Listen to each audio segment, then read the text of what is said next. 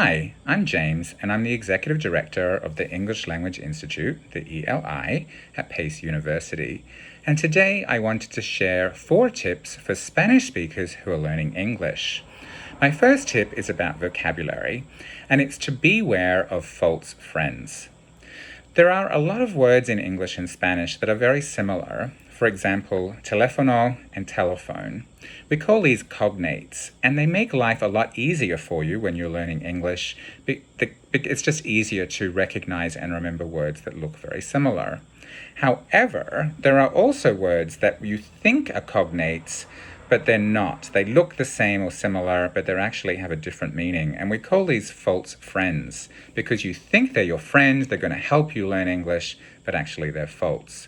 For example, the English deception and Spanish decepción look almost the same, but they do not mean the same thing.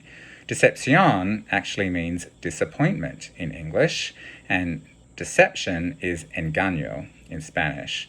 There are quite a few false friends, so it's helpful to be aware of them so that you don't fall into the trap of using the wrong word, thinking that it's the meaning that you think it is, but it's not. If you want to learn more tips for vocabulary, we offer reading and vocabulary courses at the ELI, and I strongly recommend coming to New York and signing up for them, and you'll learn these and many more tips for the English vocabulary. My second tip is about pronunciation, and this is to pay attention to long and short vowels, particularly I and E.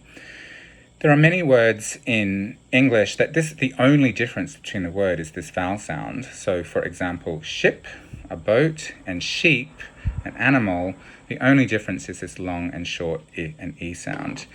And it's very common for Spanish speakers to not make the distinction. Most of the time, native speakers of English will understand it's not such a problem. But there are, for example, bitch and beach can be an embarrassing mistake, and we don't want you to be embarrassed when you're speaking English. If you want to say, I like the beach, but you say, I like the bitch, which is not a particularly nice word in English, so then you're potentially saying something that's embarrassing. You don't want to do that, so just be aware of this E and I sound. It is different. Again, at the ELI, we do offer pronunciation. You'll learn this and a lot more about English pronunciation as part of our conversation and listening classes, so come to New York and sign up. My third tip is a grammar tip, and this is to be aware of not overusing present tense to talk about the future. In English, most of the time we use future tenses to talk about the future. There are some exceptions. For example, the train leaves at 8 p.m. tonight. You're using present simple, but only to talk about schedules. It's a very limited exception. We also might say, I'm meeting my best friend for dinner tonight, which is using present continuous to talk about arrangements. But again, it's a very specific exception only. In Spanish, you might say, te lo doy mañana, which in English literally means I give it to you tomorrow. We would never say that. We would say, I will give it to you tomorrow. So Spanish present simple is used much more to talk about the future, and Spanish speakers can fall into the trap of using it in English thinking that it's okay. It's not. We do use future tenses much more than simple present to talk about the future. Again, if you want to learn this and many more things about English grammar, come and join one of our grammar and writing courses. And my fourth tip is also about grammar, and that's just a reminder that adjectives come before nouns in English. In Spanish, they usually come after. For example, una casa bonita. In English, it's a beautiful house.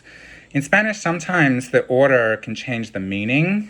For example, mi viejo amigo versus mi amigo viejo.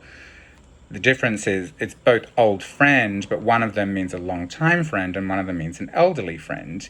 In English, we would always say old friend, old meaning being the adjective before the noun, and any difference in meaning, whether it's a long time or elderly, we get from context or from using a synonym or from additional clarification. So always put the adjective before the vowel. Again, we do have grammar and writing courses where you'll learn this and much more. So if you're interested in coming to the ELI, email us, eli@pace.edu, or visit our website, www.pace.edu. We would love to have you come and join us. Meanwhile, I hope you found these tips helpful. Thanks.